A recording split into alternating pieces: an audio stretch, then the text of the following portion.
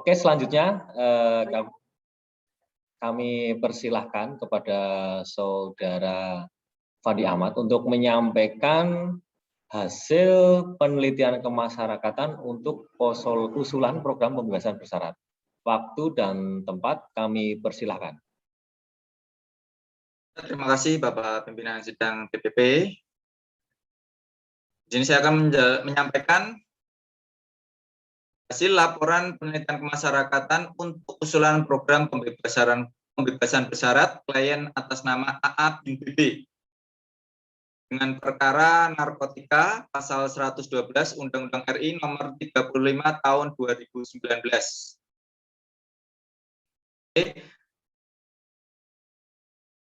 Sebelum saya sampaikan dulu rumusan masalah yang menjadi landasan berpikir untuk pembuatan lipas pembebasan bersyarat ini, yaitu yang pertama, faktor penyebab klien melakukan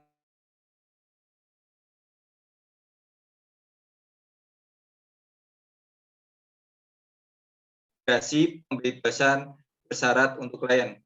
Terus kemudian bagaimana perubahan perilaku klien setelah menjalani pembinaan, serta pembinaan apa saja yang diperoleh klien selama di dalam lapas. Yang terakhir yaitu bagaimana tingkat risiko klien kembali melakukan tindak pidana. Selanjutnya saya sampaikan identitas klien, nama AA bin BB, perkara atau pasal narkotika pasal 112 ayat 1 Undang-Undang RI nomor 35 tahun 2009 tentang narkotika. Selama pidana 4 tahun penjara dengan denda 100 juta rupiah atau subsidiar selama 3 bulan penjara. Tempat tanggal lahir klien yaitu di kota XX tanggal 23 September tahun 2000. Jenis kelamin laki-laki, agama Islam. Pendidikan terakhir yaitu SD kelas 6 tidak tamat.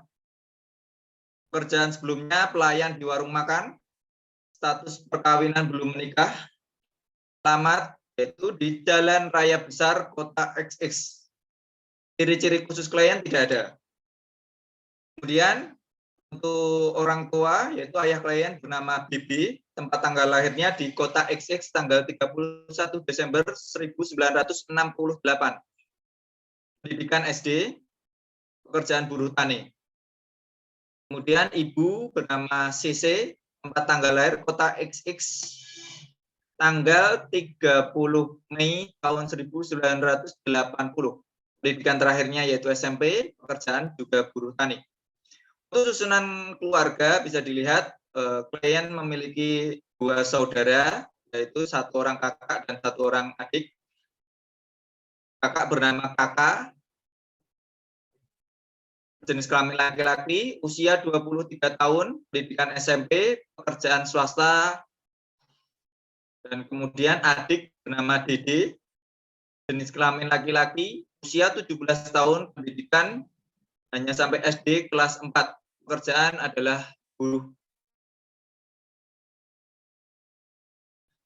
Kemudian berkaitan dengan riwayat dan perkembangan hidup klien.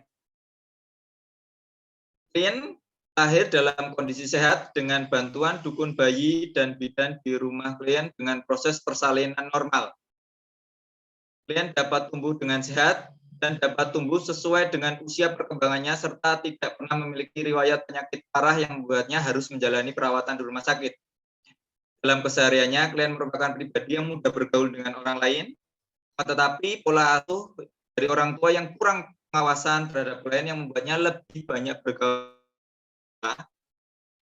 serta cenderung mengarah pada pergaulan yang negatif. Pendidikan klien yang tidak sampai tamat sekolah dasar karena tidak ada memiliki motivasi belajar dan sering tinggal kelas sehingga membuatnya memutuskan untuk keluar dari sekolah.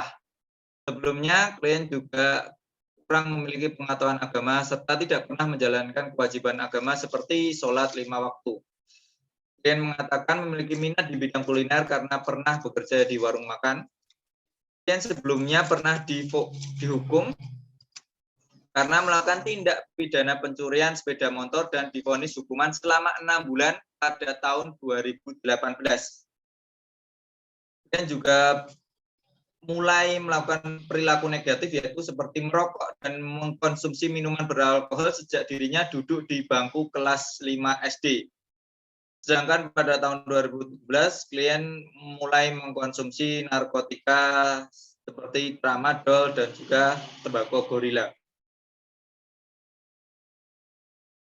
Selanjutnya, untuk kondisi penjamin, nama Sisi, tempat tanggal lahir, kota XX, tanggal 30 Mei tahun 1980, pendidikan SMP, agama Islam, pekerjaan buruh tani. Penjamin merupakan ibu kandung klien. Untuk riwayat pernikahan, Jamin merupakan ibu klien menikah dengan ayah klien pada tanggal 14 November 1995 di kota XX. Dari pernikahan tersebut, Jamin dikaruniai 3 orang anak serta pernikahan tersebut masih terjalin harmonis hingga sekarang.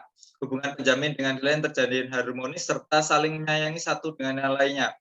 Hubungan penjamin dengan keluarga besar, masyarakat serta lingkungan terjalin dengan baik dan penjamin cukup aktif mengikuti kegiatan di lingkungannya.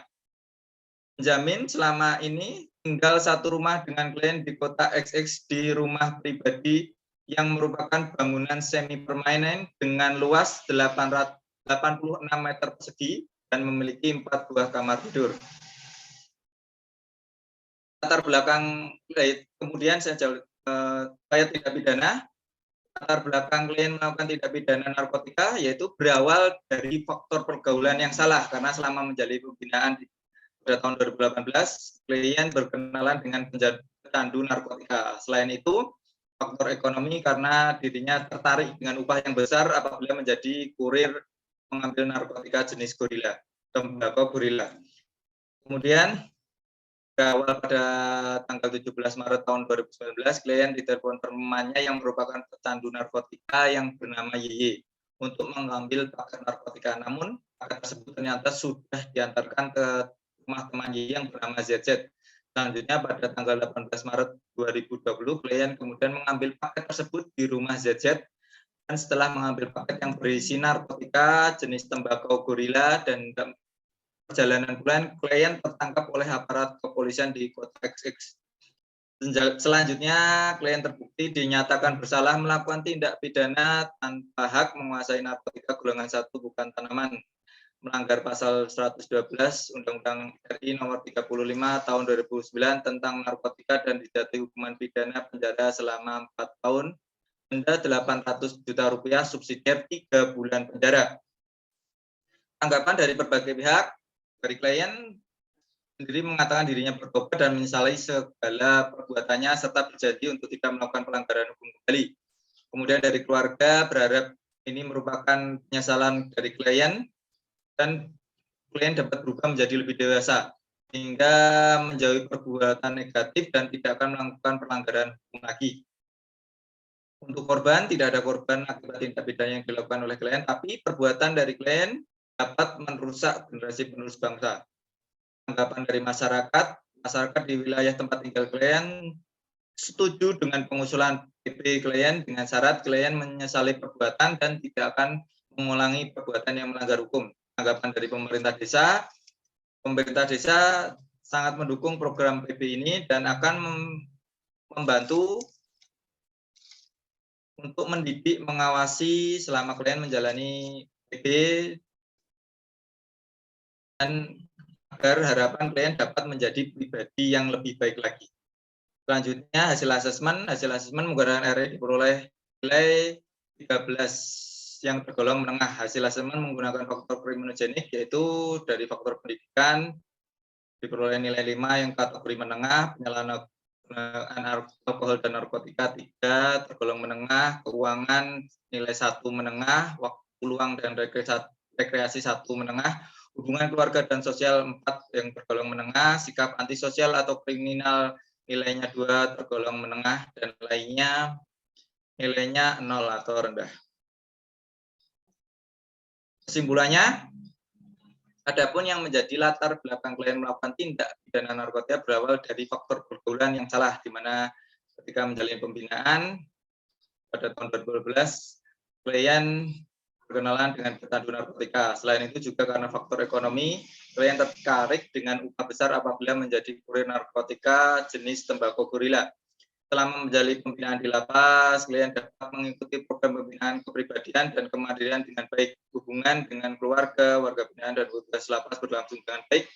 Klien bersikap hormat dan kooperatif dan patuh terhadap petugas maupun peraturan berlaku selama di dalam lapas. Klien belum pernah membuat masalah dan masuk buku register F.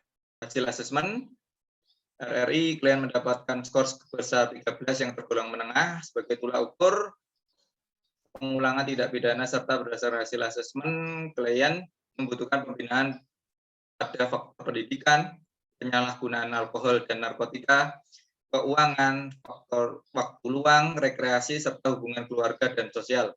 Namun, hal tersebut tergantung hubungan keluarga serta keadaan tempat tinggal klien. Penjamin merupakan ibu kandung klien. Ibu kandung klien dirasa layak karena tinggal satu rumah sehingga sanggup untuk mendidik dan mengawasi klien agar tidak melakukan pelanggaran hukum kembali. Pihak keluarga dan masyarakat atau pemerintah setempat mendukung dan setuju dengan program integrasi berupa pembebasan bersyarat agar klien dapat menjalankan fungsi sosialnya secara maksimal dan berharap klien tidak mengulangi perbuatan yang melanggar hukum lagi. Rekomendasi yaitu merekomendasikan pengusulan pembebasan bersyarat dan melaksanakan case plan sebagaimana terlampir. Itu pertama yaitu pada faktor penyalahgunaan narkotika dengan tujuannya menghilangkan kebiasaan klien untuk mengonsumsi narkotika. Strateginya yaitu bisa bekerja sama dengan BNN atau Dinas Kesehatan dengan memberikan penyuluhan. Waktunya bisa 1-2 kali dengan evaluasi seperti itu. Kemudian keuangan serta waktu luang dan rekreasi, yaitu mengarahkan klien untuk mengisi kegiatan yang positif seperti keagamaan atau olahraga, yaitu strateginya mengarahkan klien memberikan buku-buku keagamaan dan membaca Al-Quran atau pengajian, mengarahkan klien untuk tetap berolahraga atau mengisi waktunya dengan kegiatan positif seperti membaca buku. Dapat dilakukan setiap hari. Terus hubungan keluarga dan sosial, menjalin hubungan yang harmonis dengan keluarga sehingga dapat memberikan dukungan moral kepada klien, memberikan ceramah agama dengan pemuka agama, memberikan kesempatan klien untuk berkomunikasi dengan keluarga, kunjungan keluarga dengan klien, memberikan penyuluhan agama kepada klien, dapat dilakukan setiap sebulan sekali atau seminggu sekali. Terus sikap antisosial atau kriminal, yaitu memberikan penyuluhan hukum kepada klien atau bekerja sama dengan polsek atau polres, memberikan konseling kepada klien dengan psikolog yang bekerja sama dengan rumah sakit untuk memberikan konseling atau terapi modifikasi perilaku. Dapat dilakukan minimal 2 kali atau memberikan minimal 1 kali dalam sebulan dengan evaluasi setiap 3 bulan sekali. Demikian hasil litmas pembebasan bersyarat untuk klien AA bin BB. Saya kembalikan ke pimpinan sidang. Terima kasih.